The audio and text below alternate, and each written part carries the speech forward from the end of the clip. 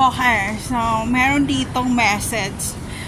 Late enroll na ako. So, next year, kailangan kong agaan ang mga requirements kasi transferee and also freshman, ganyan. Okay lang.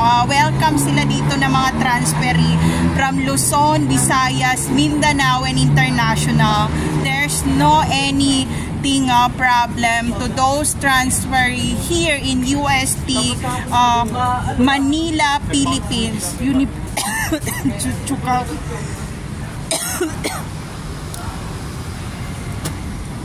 Dito sa University of Santo Tomas, Manila. Dito to sa may Espanya, Quiapo, malapit sa Luneta. And very humid ngayon, pinapawisan ako. Ayan. So meron siyang, this is a Catholic school university. Ang UP ay for versatile to any religion is welcome to UP Diliman University of the Philippines. Pwede kahit anong reliyon ka, pwede kang pumasok. Basta cleared ang lahat ng requirements mo from the school, or kung transfer ka or wala kang any case to any, wala kang kaso na anything to other people. So yun ang pagkakaiba kasi itong UST na to nung unang panahon na, para magkaroon tayo ng idea about history. Not allowed kasi to videos inside kasi nga ganun talagang Catholic, ayaw nila ng talagang media, ganyan-ganyan and issue at all.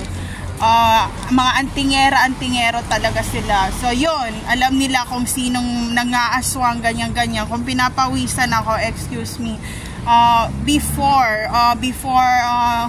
mga Aguinaldos pa na presidential, not allowed to go to Catholic school, the other religion. Ina-accept lang nila yung mga nabaptize sa mga Catholic na reliyon nung unang panahon. Kaya nagkaroon din ng activism or kaguluhan kasi hindi sila tinatanggap ng UST kasi Catholic nga sila. So yun, naghahanap sila ng baptismal talaga dito sa school na to. So ayun, yun ang dito. So yun ang mga kailangan nating i-prepared sa any kahit elementary, high school and college. Si Hero, si Gabi, hinanapan nyo ng baptismal record, and sila ay Catholic. Yung dalawang anak ko ay Catholic talaga. And also dahil sa lola ko, sinabi niya, dito talaga ako sa Maynila, hindi ako taga-probinsya, pinapawisan talaga ako. Sinabi niya ng reliyon talaga namin ay Catholic. So yun, sa mukha pa lang, ibang-iba na ang mukha ko sa taga-probinsya nung pumunta ako. Kaya sabi nila, parang nag-iba ang mukha. So ayun, kung nabaptize ako dito sa Manila at saka sa Cotabato na rin, grabe yung pawis ko. So ayun, so ito yung sabi niya dito,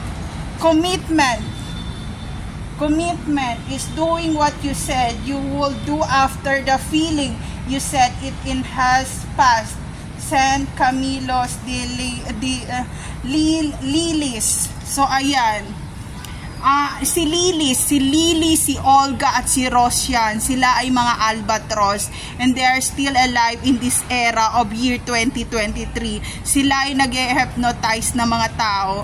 Si Lily, si Olga at si Ross ay alive pa sila, and they go to other body of all the people na mamamatay na, mga balbal sila. So para i-adapt nila yon. So si Lily, siya yung religyosa na albatros. Siya ang siya si Camila de Jesus Lily. So ayun, alam nyo na yon, yon. So ayan,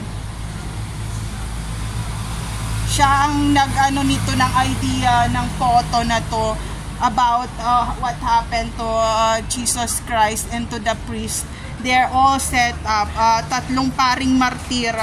Isa siya sa tatlong paring martir na nag-attack kay Lily, kay Olga at kay Ross na albatros to alisin yung kanilang yanggaw. So ayun, sa kanilang katawan kung ano yung exorcism o na nangyayari sa kanila. So ayun, siyang sinacrifice, Mama Mary and also Jesus Christ, the one sacrificed for living of all other generation of human dito sa mundong to. So ayun lang, marami kayong malalaman sa akin.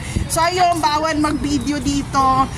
Yun, good luck na lang sa inyong year 2023-2024 students. So ayun, marami kayong malalaman. And also, Hero and Gabby also watching the Bible na mga movies, and also shout out to 700 clubs nung mga baby pa sila para hindi sila mademonyo nga, para hindi making katulad ko na medyo santita talaga yung bibig ko. So ayun lang, there's no safe place to all targeted individual out there. Take care always everyone.